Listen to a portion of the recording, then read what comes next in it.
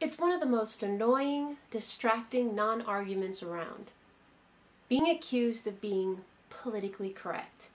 It's political correctness gone mad. This is what happens when reality directly conflicts with your conditioned beliefs. Asking me all of these other questions that you all are curious about. So okay, today what I'm going to do is just go through a few products, a few specific products, a few bad guys and a few good guys to help educate you on politically, environmentally correct junk food.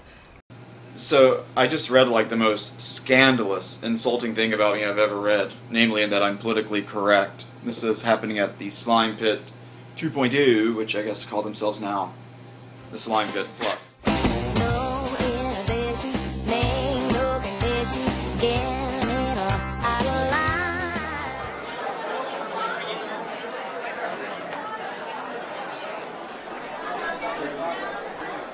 Shocking sometimes, the lengths people will go to try not to offend anyone.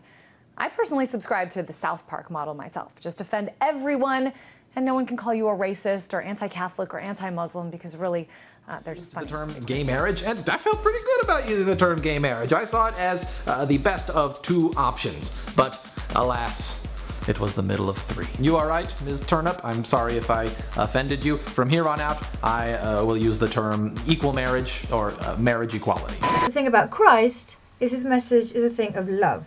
His emphasis is on the quality of relationships. His other emphasis is that it does not matter who those relationships are with. Also, I want to talk to you today about something that is ruining America. It's bringing America down to her knees. It's this thing called political correctness, PC as it's known. Political correctness is wanting everyone to say all the right things without offending anyone. Children in England are to be taught about domestic violence to try to change attitudes towards abuse. The compulsory lessons for pupils of all ages, which will be introduced in 2 years' time, are part of a new government strategy to make violence against women. So there are two things in operation. We are in an international prison. It's not just in America, but everywhere we go, our people are dying. So the things that are in operation on this planet is that white people want to kill us. I want you to understand that. They want to kill you. And it has nothing to do with what the kind of degree you have, what kind of car you have, what kind of title you have, what fraternity you belong to, what religion you belong to.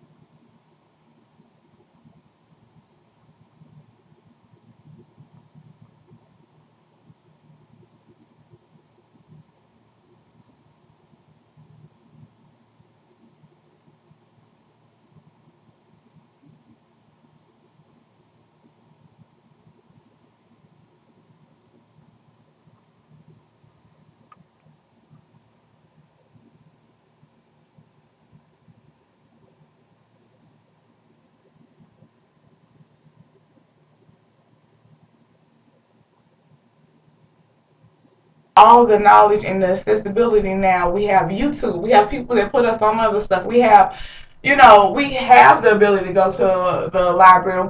You don't even have to go to the library no more. All you got to do is type some stuff up in your computer on Google, Bing, and bam, there it is, So I feel like it's our duty to do that and to inspire our people. But that's not going against anybody else. Everybody's going to love their own race. So it's not that I have them. I mean white people, because they are the elite. And they are those in who we make our standards.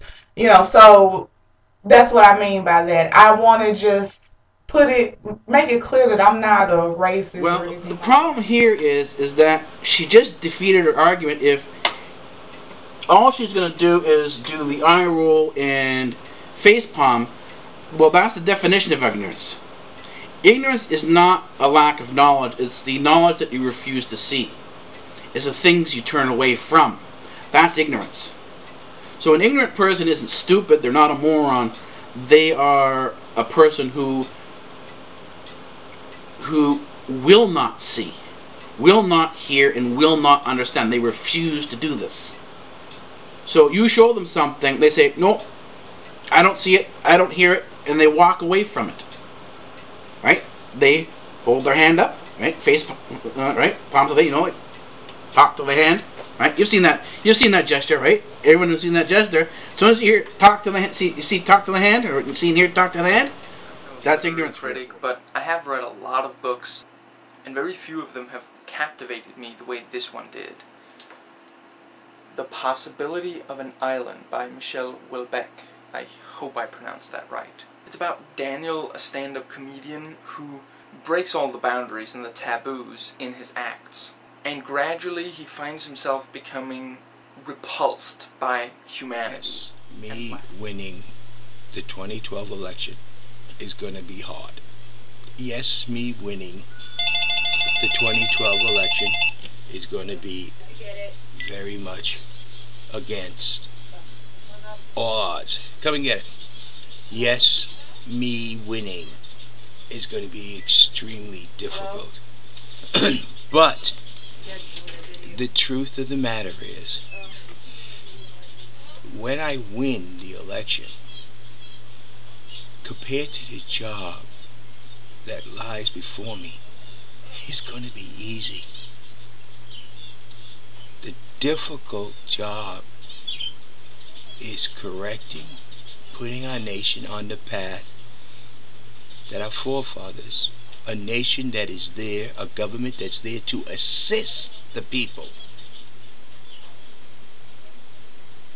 a government that is there to understand, as Benjamin Franklin once said, America's business is business. Not ruling the world, not regulating other people.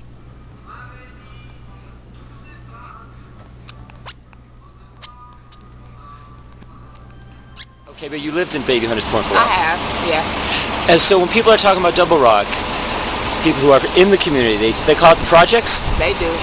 And does that term offend you? It doesn't. I mean, it's been the projects for as long as it's been back there. Everybody uses the term. So it doesn't. I've often wondered, what does that mean, the projects? And more than that, I've wondered, what was the project that caused the whole neighborhood to be called the projects? What was the goal of it? You know what I'm saying? Hi folks, this is Jason, hope you're okay. We're just going to round off on our thoughts on the American Culture War with some thoughts by Dr. Miller. He says, "No one can doubt that the United States of America is in the midst of a culture war. This war has been going on for 40 years, and the war is between two opposing forces. On the one hand, there is the political correct crowd, those who embrace pluralism, atheism, agnosticism, and humanism. They generally reject God of the Bible and the principles of morality contained therein. They define liberty as the right to believe in the practice whatsoever they choose.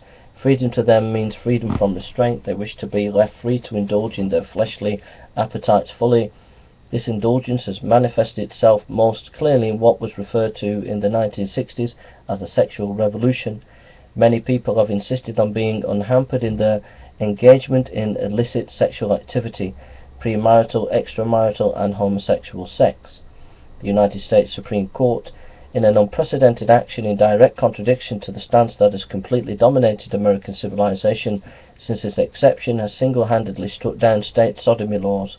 Supreme Court 2003. This sexual anarchy has naturally resulted in two critical cultural catastrophes: widespread divorce and the breakdown of the home and family, and the legalization of the poor. Okay. Hello. First of all, let me just introduce myself. My name is Anastasia Cantor. Second of all, yes, that person was a complete bigot.